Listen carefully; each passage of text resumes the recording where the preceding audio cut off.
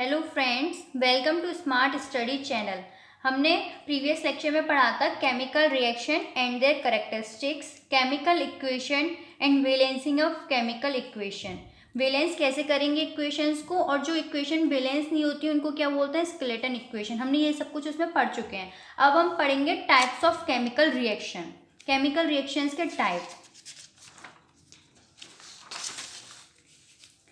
First आता है combination reaction.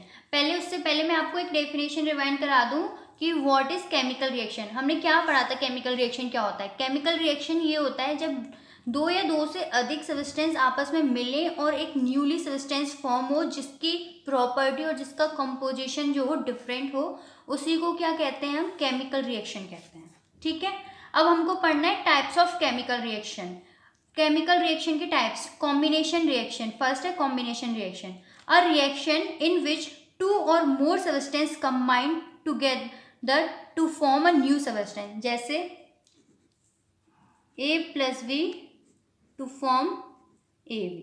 ठीक है, मैंने ये बोला कॉम्बिनेशन रिएक्शन में कि उस रिएक्शन को हम कॉम्बिनेशन रिएक्शन कहेंगे जिसमें दो या दो से अधिक सब्सटेंस आपस में मिले और एक न्यू सब्सटेंस को फॉर्म करते हैं, वो क्या होगी हमारी कॉम्बिनेशन रिएक्शन। जैसे मैं एग्जांपल लूं, burning of coal. Burning of coal, coal यानी कि कार्बन, कार्बन का क्या होगा C, बर्न किससे होगी, ऑक्सीजन O2 गैस। ठीक है, और हमारा क्या फॉर्म होगा, CO2। इसमें लिया हमने क्या क्या लिया, कार्बन और O2।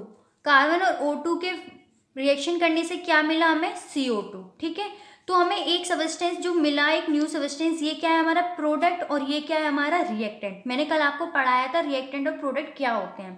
अब इसको जो ये हमारा एरो है, जो एरो के जो ये हेड है, इसकी साइड को हम क्या बोलते हैं, प्रोडक्ट बोलते हैं, और जो इसकी टेल है इसको क्या बोलते हैं हम, रिएक्टेंट। ठीक, अब हम देखेंगे कि हमने बैलेंसिंग भी पहले चैप्टर में पढ़ चुके हैं कि कैसे करते हैं। अब ये देखेंगे क्या ये इक्वेशन बैलेंस है, कार्बन कितना है 1, ऑक्सीजन कितने हैं 2, यानी कि ये इक्वेशन हमारी क्या है, बैलेंस है। और किसका एग्जांपल है हमारा ये, कॉम्बिनेशन रिएक्शन का। कैसे आपस में दो कंपाउंड कंबाइन हो रहे हैं और क्या बन रहा है, एक न्यू सब्सटेंस फॉर्म हो रहा है, इसलिए हम इसको क्या कहेंगे, कॉम्बिनेशन रिएक्शन।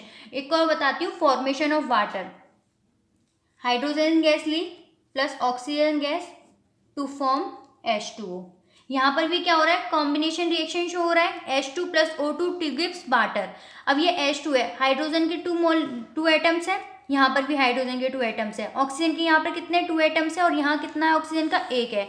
तो यानी कि ये इक्वेशन जो है हमारी बैलेंस नहीं है। अब इस इक्वेशन को हमें बैलेंस करने के लिए क्या करना होगा, ऑक्सीजन तब 2 है तो यहाँ पर भी 2 होने चाहिए। अभी हमारे हाइड्रोजन कितने हो गए, 4 हो गए, हाइड्रोजन भी कितने होने चाहिए, 4 होने चाहिए, तो हम H2 के आगे 2 लिख देंगे। सो ये इक्वेशन अब हमारी बैलेंस है। आई होप आपको कॉम्बिनेशन रिएक्शन समझ आ गई होगी। अ रिएक्शन इन विच 2 और more substance combine together to form a new substance, उसी रिएक्शन को क्या कहेंगे हम, कॉम्बिनेशन रिएक्शन। जैसे A + B to gives AB। मैंने बताया burning of coal, C + O2 to gives CO2। C क्या है, कार्बन, ये क्या है, ऑक्सीजन, क्या देगा हमें, कार्बन डाइऑक्साइड गैस। ऐसे ही वाटर फॉर्मेशन के लिए H2 + O2 to gives water. अब हम पढ़ेंगे डिकम्पोजिशन रिएक्शन। डिकम्पोजिशन रिएक्शन क्या होती है, डिकम्पोजिशन रिएक्शन में क्या होता है, कोई सब्सटेंस है वो हमारा दो या दो से अधिक सब्सटेंस में ब्रेक हो जाए, उसका ब्रेक डाउन हो जाए, उसी को क्या कहेंगे हम, डिकम्पोजिशन रिएक्शन। डिकम्पोजिशन रिएक्शन भी अपनी 3 तरीके की होती है, thermal decomposition, electrolytic decomposition and photo decomposition. इसके नाम से ही हम जान सकते हैं। थर्मल डिकम्पोजिशन, थर्मल किससे रिलेट करता है, हीट से रिलेट करता है। अगर कोई डिकम्पोजिशन हीट के थ्रू होता है, हीट उसमें हेल्प करती है डिकम्पोजिशन रिएक्शन में, तो उसको हम कहेंगे थर्मल डिकम्पोजिशन। इलेक्ट्रोलाइटिक डिकम्पोजिशन यानी इलेक्ट्रोलाइटिक, इलेक्ट्रोलाइटिक यानी इलेक्ट्रिसिटी, जो इलेक्ट्रिसिटी के थ्रू डिकम्पोजिशन होगा उसी को क्या कहेंगे हम, इलेक्ट्रोलाइटिक डिकम्पोजिशन, यानी इलेक्ट्रोलाइसिस प्रोसेस भी कहते हैं हम इसे। अब थर्ड पॉइंट आता है फोटो डिकम्पोजिशन। हमने पढ़ा होगा फोटोसिंथेसिस वगैरह वगैरह, ये सब हमारे किससे जुड़े होते हैं, सनलाइट से। अब यहाँ पे फोटो डिकम्पोजिशन की बात हो रही है, यानी जो डिकम्पोजिशन होगा उसमें हमारा क्या हेल्प करेगा डिकम्पोजिशन कराने के लिए, लाइट, यानी कि सनलाइट हमारा हेल्प करेगा फोटो डिकम्पोजिशन में। ठीक, अब मैं इसको डीपली नेक्स्ट पेज पर समझाऊंगी आपको। मैंने आपको बताया thermal decomposition. Decomposition reaction caused by heating is called thermal decomposition. ठीक है, आपको ये समझ आ गया होगा। अब मैं एक एग्जांपल लूँ। मैंने लिया लाइमस्टोन। लाइमस्टोन का फॉर्मूला होता है CaCO3 कैल्शियम कार्बोनेट। अब ये क्या है, थर्मल डिकम्पोजिशन है। पहले तो हमें पता होनी चाहिए डिकम्पोजिशन में क्या होता है। एक सब्सटेंस जो होता है ब्रेक होता है न्यू सब्सटेंसेस में, ठीक है। अब ये CaCO3 है। अब क्या है, थर्मल डिकम्पोजिशन है, तो यानी हमें किसकी जरूरत पड़ेगी, हीट की।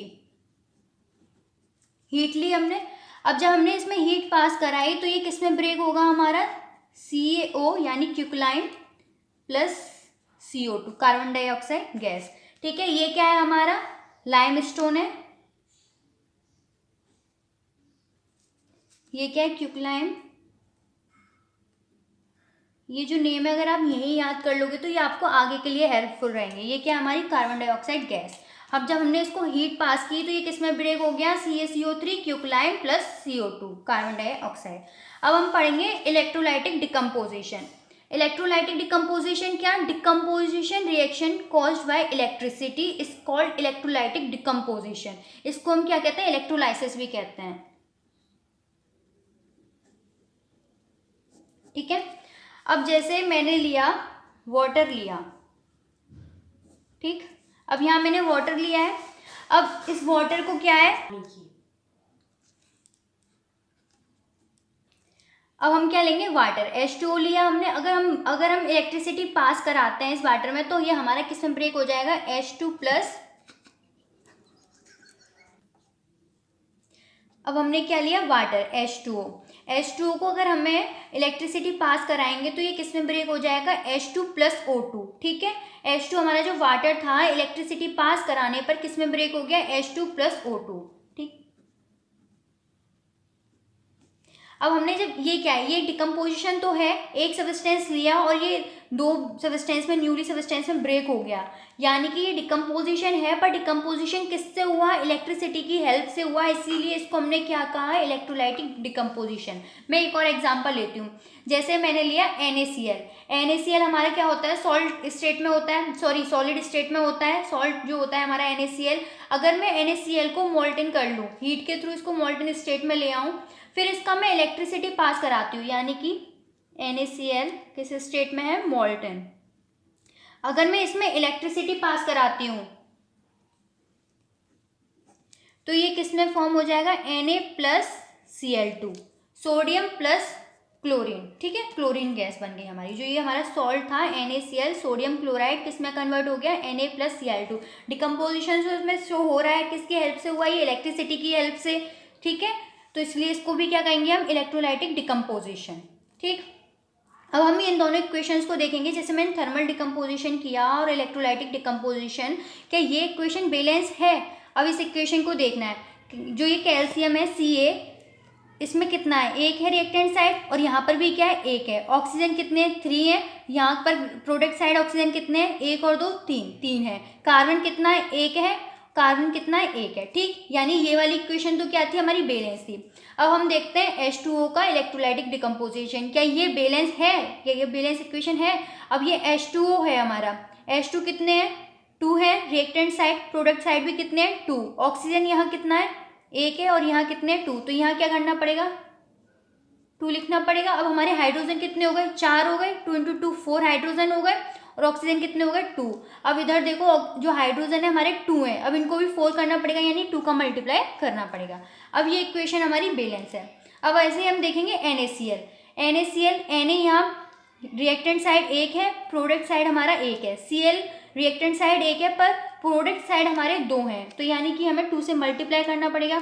जब हमने इसमें 2 से मल्टीप्लाई किया तो Na कितने हो गए हमारे, 2 हो गए, तो यानी यहाँ पर प्रोडक्ट साइड में Na कितना है, 1, तो 2 का मल्टीप्लाई करना पड़ेगा। अब देखो ये इक्वेशन बैलेंस है, Na भी 2 Cl भी 2 दोनों साइड इक्वल है। ठीक है, अब हम पढ़ेंगे फोटो डिकम्पोजिशन। अब फोटो डिकम्पोजिशन क्या होगा, वही डिकम्पोजिशन जो रिएक्शन होगी वो किसकी वजह से होगी, सनलाइट की वजह से होगी, लाइट की वजह से होगी, उसी को क्या कहेंगे हम, फोटो डिकम्पोजिशन कहेंगे। ठीक है, आपको ये चीज समझ आ गई होगी, फोटो डिकम्पोजिशन क्या होगा। Decomposition reaction caused by light is called photo decomposition. जैसे इसका मैं एक एग्जांपल लूँ, मैंने लिया AgBr, सनलाइट किस में ब्रेक होगा, ये Ag प्लस Br2, ठीक। मैंने लिया AgBr और AgBr किस में हो गया, Ag प्लस Br2। जो ये है इसमें मैंने किसकी हेल्प ली, सनलाइट की हेल्प ली, और किस में ये हमारा ब्रेक हो गया Ag प्लस Br2। अब इससे जुड़ा एक इम्पोर्टेंट कॉन्सेप्ट होता है, जो हमारी फोटोग्राफी होती है, फोटोग्राफी वो जो हमारी जो फोटोग्राफी है वो बेस्ड होती है किस पर, effect of light on silver salt, ठीक है। जो फोटोग्राफी होती है वो हमारी किस पर बेस्ड होती है, effect of light of silver salt. कैसे, जैसे कोई भी सॉल्ट हो, जैसे Ag सनलाइट को, जब उस पर सनलाइट आएगी उसका डिकम्पोजिशन हो जाएगा, जैसे इसका हुआ AgBr किस में हो गया, Ag प्लस Br2। तो ये हमारा जो है फोटोग्राफी इसी पर बेस्ड होती है, ठीक। आई होप आपको ये चीज़ समझ आ गई हो। अब हम पढ़ेंगे, अब हमने देखा ये सारी तीनों हमने देख ली डिकम्पोजिशन की। अब हमने देखा जो AgBr है, और ये AgBr क्या होता है, सिल्वर ब्रोमाइड, ठीक। अब जो ये सिल्वर ब्रोमाइड है, यहाँ पर रिएक्टेंट साइड क्या है, Ag एक मॉलिक्यूल है, प्रोडक्ट साइड भी एक है, Br क्या है, एक है, Br2 यहाँ क्या है, 2 है। तो यानी कि हमें 2 से मल्टीप्लाई करना पड़ेगा। अब जब 2 से मल्टीप्लाई कर दिया तो Ag कितने हो गए, 2, और प्रोडक्ट साइड Ag क्या है, एक ही है, यानी कि प्रोडक्ट साइड भी हमें 2 का मल्टीप्लाई करना पड़ेगा Ag। अब ये इक्वेशन बैलेंस है। अब इससे आगे हम कंटिन्यू करेंगे और हम पढ़ाएंगे डिस्प्लेसमेंट रिएक्शन। ये रिएक्शन बहुत ज़रूरी है, इससे इंपॉर्टेंट कई सारे क्वेश्चन पूछ लिए जाते हैं एग्जाम में, ठीक है। अब इसमें पढ़ेंगे डिस्प्लेसमेंट रिएक्शन क्या होती है। In which one part of a molecule is replaced by another is called displacement reaction, ठीक है। अब जैसे इसको मैं समझाऊं तो मैंने लिया एक कंपाउंड AB, उसकी रिएक्शन कराई C से रिएक्ट करने के बाद हमें जो ये C है इस B को डिस्प्लेस कर देगा, तो क्या बन जाएगा, AC प्लस B। इस तरीके के पैटर्न से ये हमारी डिस्प्लेसमेंट रिएक्शन शो होती है। पर इसमें एक कंडीशन होती है डिस्प्लेसमेंट रिएक्शन में, वो क्या कंडीशन होती है कि कोई भी, जैसे मेरा कोई भी सॉल्यूशन है, सपोज करो मैंने लिया FeSO4, ठीक है, आयरन सल्फेट, इसका रिएक्शन मैं करवा दूं आपका फेट का कॉपर, कुछ भी ले लो, ठीक है, कॉपर के साथ रिएक्शन कराया, क्या ये प्रोडक्ट फॉर्म होगा। अब हमें नहीं पता कि होगा या नहीं होगा, इससे पहले हमें क्या पढ़नी पड़ेगी, रिएक्टिविटी सीरीज पढ़नी पड़ेगी, ठीक है। वैसे जो रिएक्टिविटी सीरीज होगी वो हम आगे नेक्स्ट लेक्चर में, नेक्स्ट जो हमारा चैप्टर होगा उसमें पढ़ेंगे, बट इन कॉन्सेप्ट को समझने के लिए हमें ज़रूरत पड़ती है यहाँ पर रिएक्टिविटी सीरीज की, इसलिए मैंने एक छोटी सी ट्रिक बनाई है, आपको ये समझ आएगी। जैसे कालू ने कहा मंगू आलू ज़रा फीके पके हैं, copper, mercury, silver, gold, platinum. अब इसको याद कैसे करेंगे, कालू यानी के क्या होता है, पोटेशियम का सिंबल है। कालू ने यानी Na, किसका सिंबल है, सोडियम का। कालू ने कहा यानी Ca, कैल्शियम। मंगू यानी Mg, मैग्नीशियम। आलू यानी एल्यूमिनियम, आलू। जरा Zn, जिंक, ठीक। फीके पके हैं, फीके यानी क्या होता है, आयरन। पक्के यानी Pv यानी कि लीड, है कि मतलब H, ओके। अब यहाँ से आपको याद करना होगा कॉपर, मरकरी। अब आपको एक चीज़ पता है, सबसे सस्ता क्या होता है इन तीनों में, सिल्वर, फिर उससे महंगा क्या होता है, गोल्ड, फिर उसके बाद क्या आता है, प्लेटिनियम। यानी जो सबसे ज़्यादा महंगा है वो सबसे कम रिएक्टिव है, यानी जो हमारी रिएक्टिविटी सीरीज है वो ऊपर से नीचे जाने पर क्या होगी, डिक्रीज होती जाएगी उसकी रिएक्टिविटी। इसमें सबसे ज़्यादा रिएक्टिव क्या है हमारा, पोटेशियम है, और सबसे कम, सबसे लीस्ट रिएक्टिव कौन सा है, प्लेटिनियम। वैसे तो रिएक्टिव सीरीज बहुत बड़ी होती है, बट ये कि हमें इस चैप्टर में सिर्फ समझने के लिए इतनी काफ़ी है हमारे लिए। इसकी ट्रिक है, कालू ने कहा मंगू आलू ज़रा फीके पके हैं, copper, mercury, silver, gold, platinum, ठीक है। अब जैसे मैंने लिखा FeSO4 प्लस Cu, Fe कहाँ आता है, Fe ये रहा हमारा, और कॉपर कहाँ है, ये। Fe हमारा कॉपर से ज़्यादा रिएक्टिव है, ठीक, क्योंकि रिएक्टिविटी मैंने क्या कहा था, नीचे जाने पर घटती है, डिक्रीज होती है, ठीक है, डिक्रीज होती है। तो यानी कॉपर हमारा लेस रिएक्टिव है एज कम्पेयर टू आयरन। तो कॉपर क्या है, इसको डिस्प्लेस नहीं कर पाएगा, आयरन का डिस्प्लेसमेंट नहीं होगा कॉपर के, तो यानी कि यहाँ हमें कोई रिएक्शन ही नहीं मिलेगी। अगर मैं ऐसा लेती CuSO4 का रिएक्शन मैं आयरन से करवाती, तो जो आयरन है मोर रिएक्टिव है। कैसे, ये ऊपर आ रहा है, कॉपर से ऊपर आता है आयरन, यानी तो ये जो हमारा आयरन है कॉपर को क्या करेगा, डिस्प्लेस कर देगा। क्या बन जाएगा, FeSO4 प्लस Cu क्या है, हमारा आयरन है और ये क्या है, आयरन सल्फेट। सॉरी, Cu क्या है, हमारा कॉपर है और FeSO4 क्या है, हमारा आयरन सल्फेट। थोड़ा सा मिस्टेक हो गया बोलने में। अब ऐसे ही हमारे एग्जाम में इससे रिलेटेड कैसे क्वेश्चन पूछे जाएंगे। अभी हमसे वो पूछेगा कि हमने एक कॉपर सल्फेट का सॉल्यूशन लिया है और उसमें हमने आयरन नेल डाल दिए, तो क्या होगा।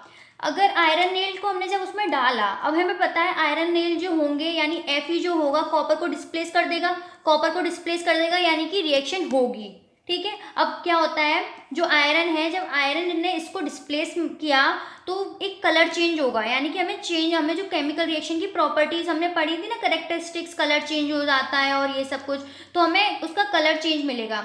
यानी कि ऐसे आपसे क्वेश्चन पूछे जाएंगे, आपसे पूछेगा कि ये रिएक्शन होगी या नहीं, ये रिएक्शन होगी या नहीं, अगर इसमें हम नेल्स डालेंगे तो क्या होगा, क्या नहीं होगा। ऐसे क्वेश्चन आपसे एग्जाम में पूछे जाएंगे, वो आप सिर्फ तभी कर पाएंगे जब आपको रिएक्टिविटी सीरीज याद होगी। अगर कोई भी सब्सटेंस है और दूसरे को डिस्प्लेस कर रहा है तो इट मीन्स उसमें रिएक्शन हो रही है और वो रिएक्शन शो करेगा और कुछ ना कुछ चेंज शो करेगा। कलर चेंज होता होगा तो कलर चेंज शो करेगा।